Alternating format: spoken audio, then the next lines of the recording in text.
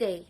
We are glad to present to you our report entitled Women and the Law, with its contents: the 1987 Constitution, various law promoting gender equality, national programs, women's right to participate, women's involvement in society, and women and education. But before anything else, allow me to state my insights or overview about women and the law. So, women and the law are the initiatives that empower women legally, can redress unequal power relationships, and unleash women's economic potential. So, this term, women and the law, is all about the law that empowers women or recognizes women's ability and rights. So, as we move to our first content, which is the 1987 Constitution, states that Section 14, Article 2 of the Constitution provides that the state recognizes the role of women in nation building and shall ensure the fundamental equality before the law of women and men. So, this Constitution recognizes the ability of women to lead.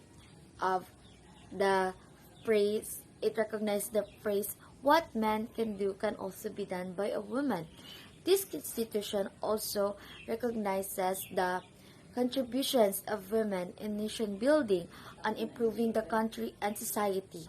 Next, Local Government Code of 1991 provides for the election of sectoral representation, including women and local legislative councils.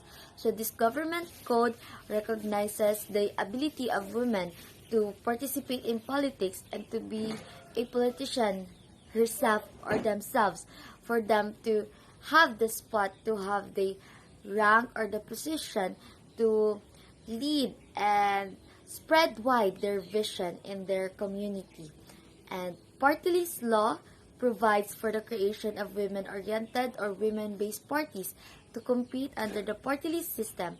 Women is one of the 9 sectors identified in the law. So, it is not new to us that party lists are mostly led by men and most of the members are men.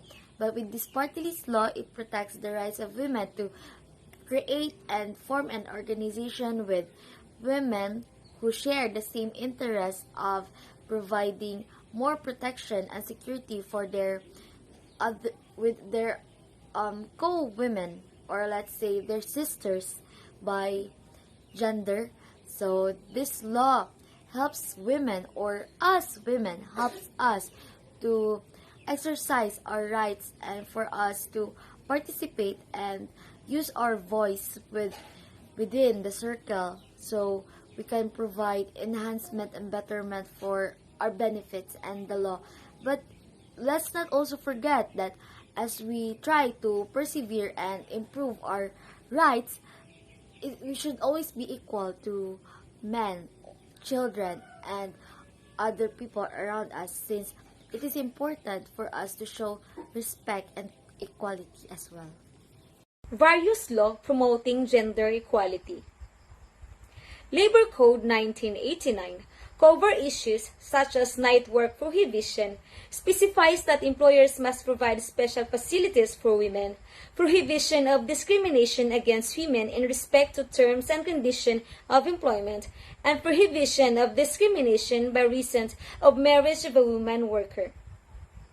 RA number 6725, which approved on May 12, 1989, prohibited employers' discrimination against female employees with respect to terms and conditions of employment solely on account of their sex.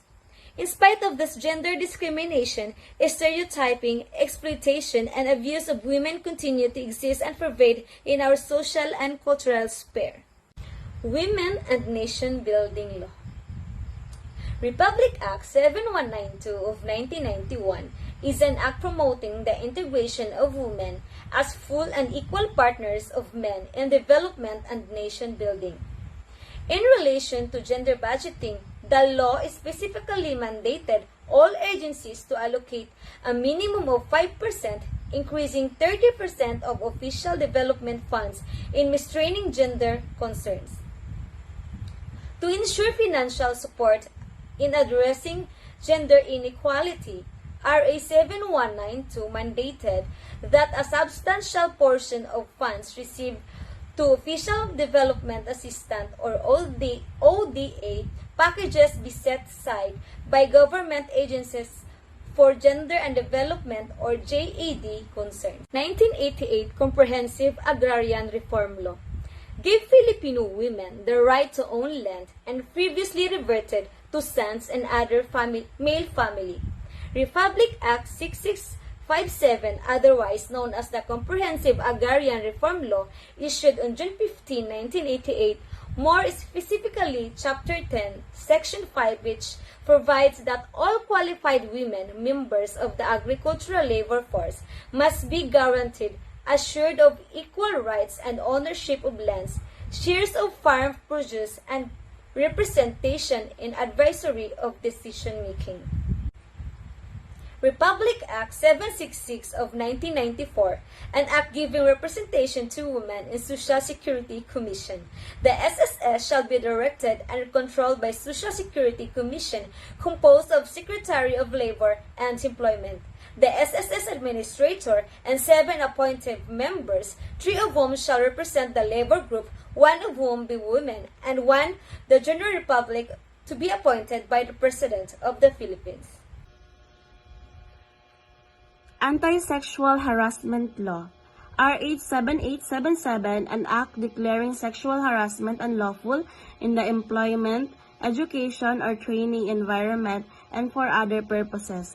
It was enacted on February 14, 1995 and became effective on March 5, 1995, 15 days after its publication in the Malayan Times Journal on February 18, 1995.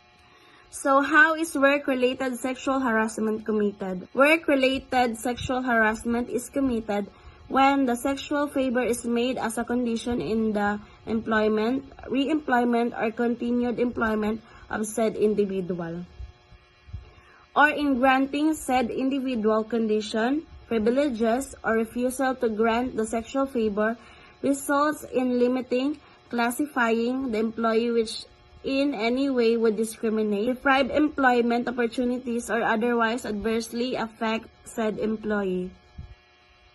How is work-related sexual harassment committed?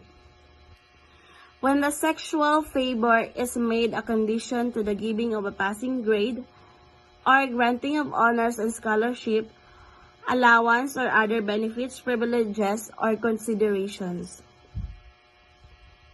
The second is Republic Act 7822, 1995, an act providing assistance to women engaging in micro and cottage business enterprises. Republic Act 8353, an act expanding the definition of the crime of rape and reclassifying the same as crime against person. The Anti-Rape Law of 1997 redefines rape as, number 1, a crime against persons.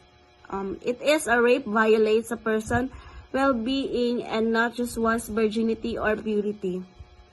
The law considers that any person, whether a prostituted person or non-virgin or one who has an active sexual life, may be victimized by rape. Number 2, a public offense. By declaring that rape is a crime against person, the law no longer considers it as a private crime. Now let's move on to the national programs. First is the Philippine Plan for Gender Responsive Development of 1995 to 2025. So the National Plan for Women that consolidates the action commitments of the Philippines during the Beijing World Conference on Women. This is the overall frame that is also the point of reference for discussions and monitoring of gender mainstreaming. So here, this is actually the plan of the Philippines for a gender or for a more gender responsive country. So they held a conference on Beijing and meron ding mga empowered women na nag-speech about fighting for women's rights during that time. So this plan has the following primary objectives.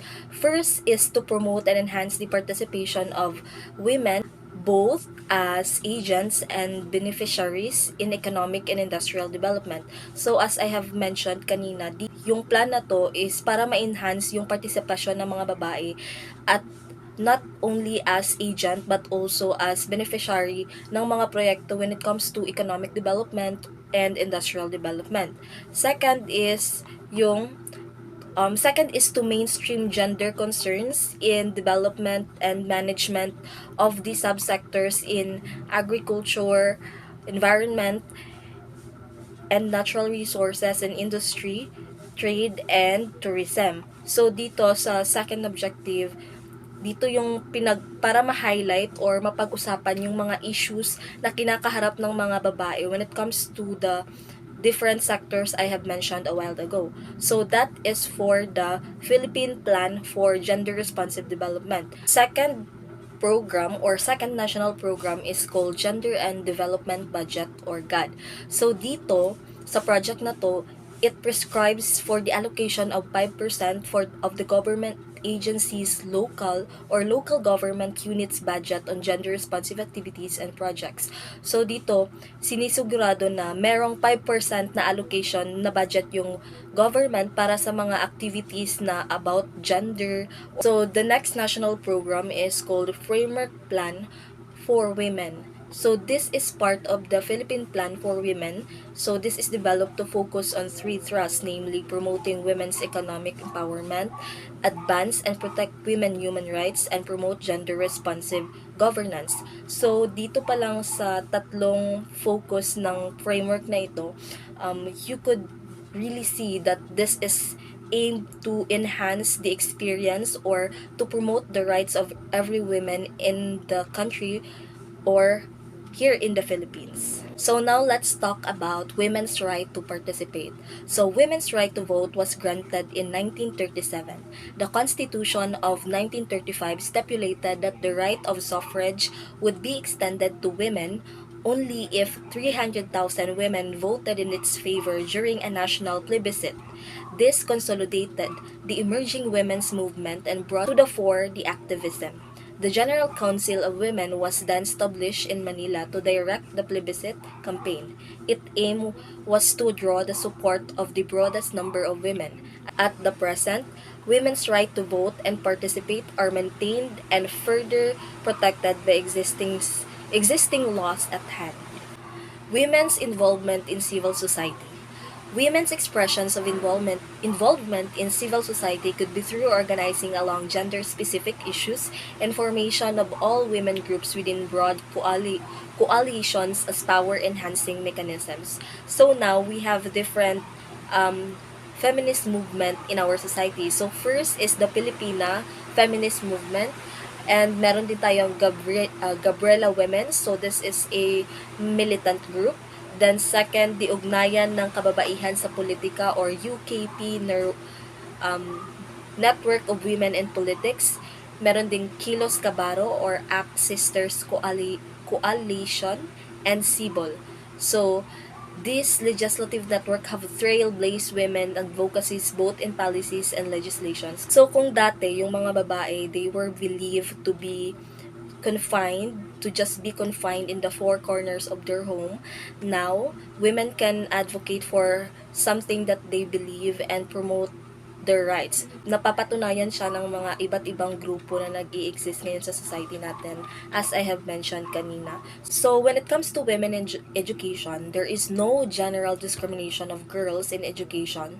Thus, there is no marked differences existing in the educational status of Filipino women and men. However, there is one glaring issue in the society today, which is the gender stereotyping. So, sabi dito, pag lalaki ka daw, dapat, many people believe na pag lalaki ka, dapat you occupy the highest position or you have the highest paying job in the society, whereas people think the otherwise for women. Also, research showed that women face larger responsibility for housework and for the family, in that impedes their ability to use their educational training and skills for remunerative work. And that ends our video presentation. Thank you so much for listening.